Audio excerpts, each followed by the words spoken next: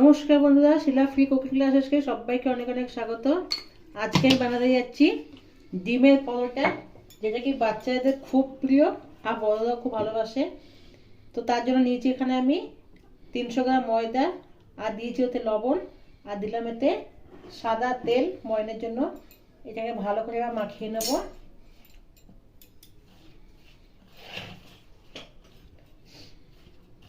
ভালো করে মিশিয়ে এটাকে আমি অল্প অল্প জল দিয়ে ভালো করে মেখে নেব। ময়দা মেখে নিয়েছি, এবার এটাকে আমি 15 মিনিট রেস্টের জন্য রেখে দেবো।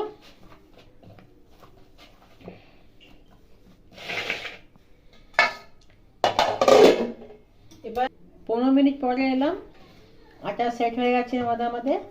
এবার নেচি করে নেব।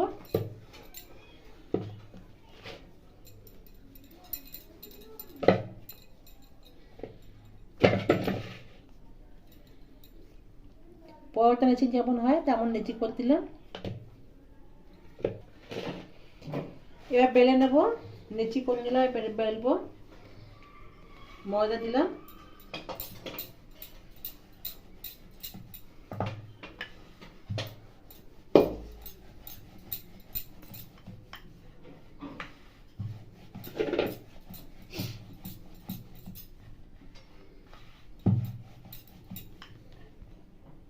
গোল করে বেলে নিলাম।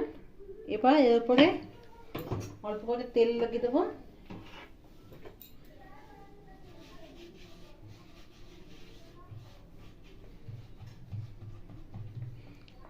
এরপর অল্প ময়দা ছড়িয়ে দেবো।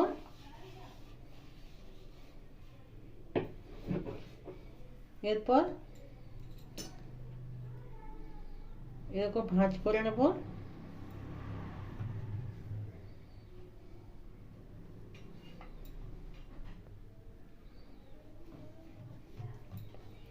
সবগুলো এরকম করে নেব, তারপরে আমি আবার বেলবো।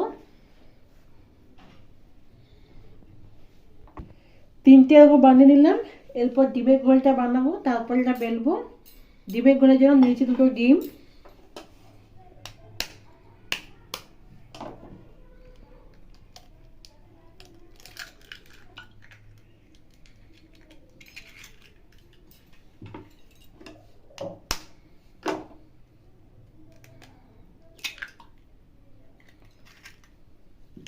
দিলাম এতে নুন, ধনেপাতা কুচি, কাঁচা লঙ্কা কুচি, দেবো কিছু পেঁয়াজ কুচি,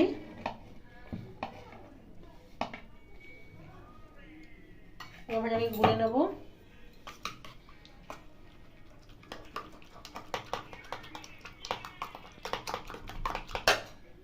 ডিমের গোলা হয়ে গেল। এরপর এটা বেলবো।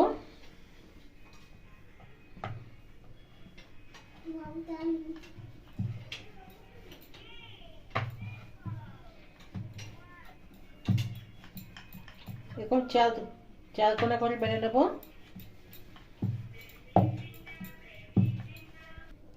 চার কোনা করে বেলে নিয়েছি। চাটু বসিয়েছি, চাটুতে দিয়ে দেবো।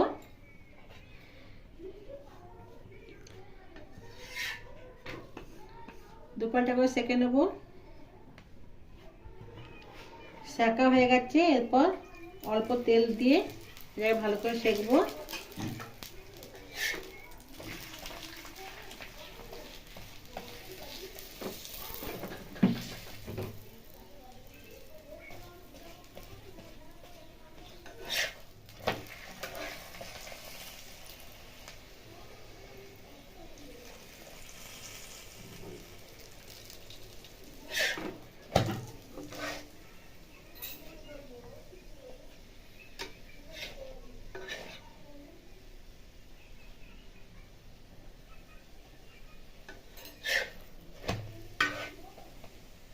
এবার এটা ফুলেছে কি সুন্দর। এইখানটা একটা ছুরির সাহায্যে আমি কেটে নেবো একটুখানি। তোমরা চাইলে যে কোনো কাঁটা বা কাঠি দিয়ে কাটতে পারো।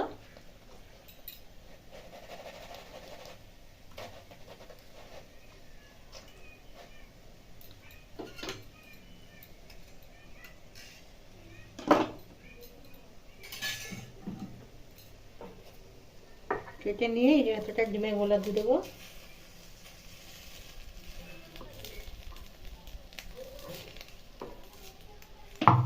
ভালো করে নাড়াচাড়া করে নেবো।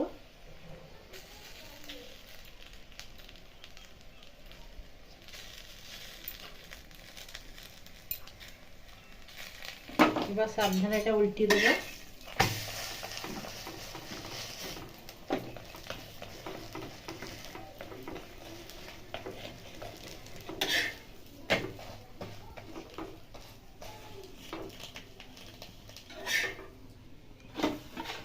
যত ডিমের গোলাটা রইল আর উপরে এরকম সবগুলো করে নেব।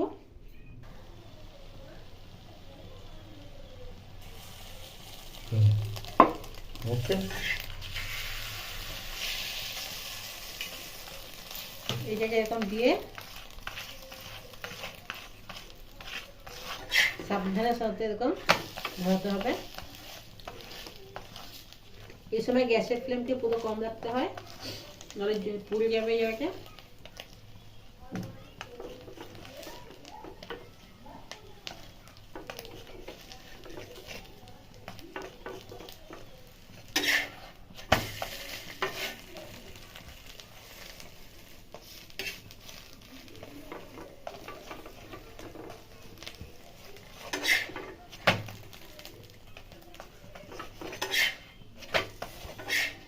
দেখো কি সুন্দর হচ্ছে।